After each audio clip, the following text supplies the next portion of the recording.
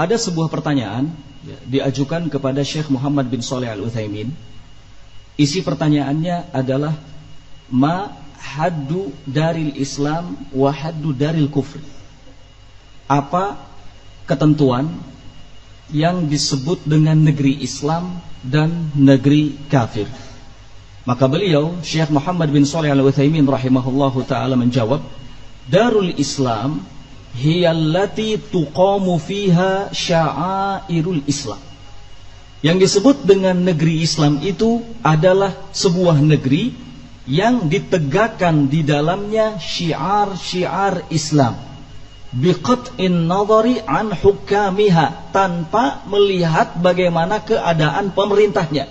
Lihat, tanpa melihat bagaimana keadaan pemerintahnya.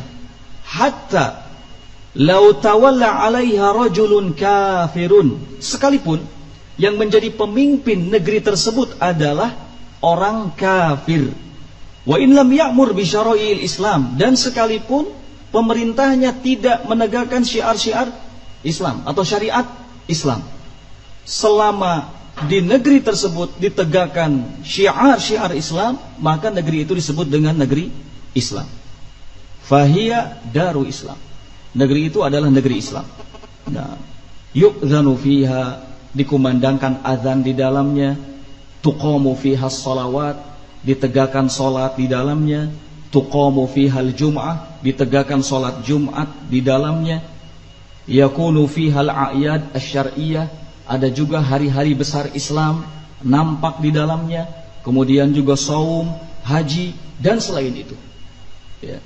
Jadi, ikhwan fillah rahimakumullah, ketentuan yang disebut dengan negeri Islam adalah sebuah negeri yang tegak berdiri di dalamnya syiar-syiar Islam. Segala hal yang menunjukkan keislaman yang ada di negeri tersebut, maka itu adalah negeri Islam, bukan negeri kafir. Walaupun yang menjadi pemerintahnya orang kafir, sekalipun pemerintahnya tidak menegakkan syariat Islam. Nah, kemudian Asy-Syaikh Muqbil rahimahullahu taala, beliau juga menjelaskan ketika ditanya soal ini, kata beliau rahimahullah, amma darul Islam fahiyal balad allati ghalibu ahliha muslimun. Yang disebut negeri Islam itu adalah negeri yang mayoritas penduduknya adalah muslimin. Mayoritas penduduknya muslimin. Hatta walau kana al-hakim isyrakiyan, walaupun yang menjadi presidennya, yang menjadi pemimpinnya adalah seorang sosialis. Hatta law kana la diniyan, walaupun yang menjadi presidennya tidak punya agama sama sekali. Selama mayoritas penduduknya muslimin, maka negeri itu disebut negeri apa? Islam. Ya. Negeri tersebut disebut negeri Islam, bukan negeri perang. Kata Syekh, kalau negeri harbun, negeri perang adalah fahiyal balad allati bainaha wa bainal muslimin harbun. Negeri peperangan, negeri harb adalah negeri yang antara kaum muslimin dengan orang-orang kafir, di dalamnya terjadi apa? Peperangan. Nah, itu. Kemudian beliau rahimahullah menjelaskan soal negeri kafir. Wa amma darul kufri, adapun negeri kafir, fahiyal balad allati ghalibu man yaskunuha kuffar, adalah sebuah negeri yang mayoritas penduduknya orang-orang kafir. Jelas ya? Ini uraian dari Syekh Muqbil rahimahullah tentang apa yang disebut dengan negeri Islam, negeri harb, negeri kafir. Yang penting untuk kita garis bawahi adalah menentukan sebuah negeri apakah disebut negeri Islam atau bukan, itu tidak dilihat dari keadaan pemerintahnya, ya, tidak dilihat dari keadaan pemerintahnya, akan tetapi yang dilihat adalah mayoritas penduduknya dan apakah di dalamnya tegak syiar-syiar Islam atau tidak. Itu.